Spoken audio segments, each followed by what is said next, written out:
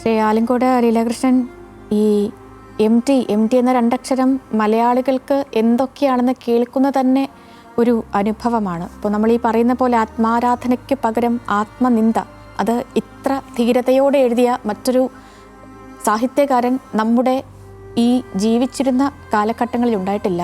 ഈ ഒരു സമയം എങ്ങനെ അനുസ്മരിക്കുന്നു എം ടിയെ?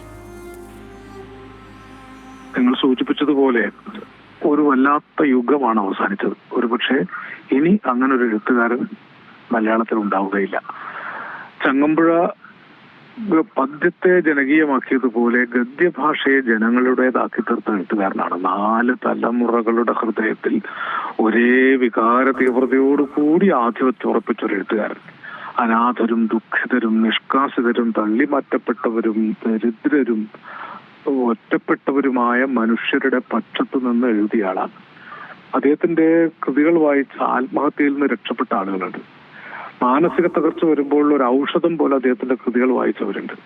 അങ്ങനെ ഒരു 8 പതിറ്റാണ്ടോളം കാലമാണ്, 7.5 പതിറ്റാണ്ട് കാലമാണ് എം ടി ഒരേ ഏറ്റക്കുറച്ചിലുകളില്ലാത്ത ലവണ സമുദ്രം പോലെ ഒരേ തരത്തിൽ ഒരേ മാതിരി ജീവിച്ചത്.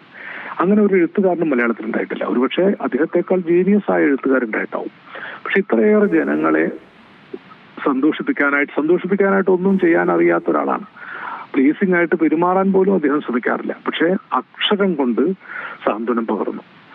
അദ്ദേഹം തുഞ്ചൻപറമ്പിൽ 3.5 പതിറ്റാണ്ട് കാലമായി ചെയ്തതൊക്കെയും ഭാഷ നിലനിൽക്കാൻ വേണ്ടിയാണ്.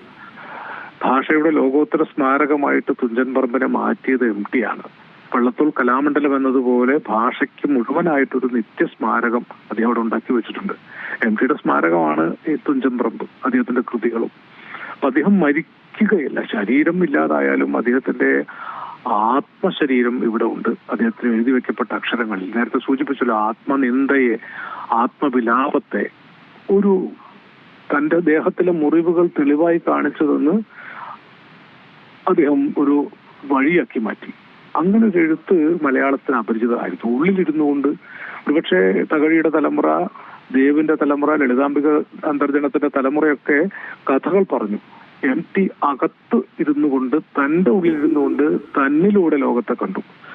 അങ്ങനെ ഒരു രീതി എം ടി ആണ് മലയാളത്തിൽ തുടങ്ങി വെക്കുന്നത്. ടി പത്മനാഭനും മാധവക്കുട്ടിയൊക്കെ ആ വഴിയിൽ ഉണ്ടായിരുന്നെങ്കിലും അതിന് ഇത്രയേറെ ജനപ്രീതി നേടിക്കൊടുത്തത് എം ടി ആണ്.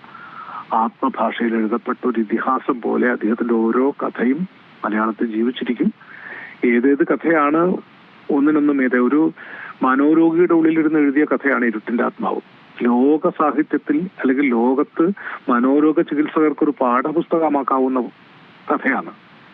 അതുപോലെ തന്നെ ചെറിയ ചെറിയ ഭൂകമ്പങ്ങൾ, അത് ജനകിക്കുട്ടിക്ക് എന്ന സിനിമയായ കഥ. അങ്ങനെ ഓരോ കഥയും ഒറ്റയ്ക്കൊരു ചരിത്രമാണ്. ആ അർത്ഥത്തിൽ സമാനതകളും പിന്തുടർച്ചകളും ഇല്ലാത്ത അക്ഷരത്തിന്റെ ഒരു മഹേതിഹാസമാണ് വിടവാങ്ങിയത് എന്ന് പറയാം. ശരി, വളരെയധികം നന്ദി ശ്രീ ആലങ്കോട് ലീലാകൃഷ്ണൻ പ്രതികരിച്ചത്.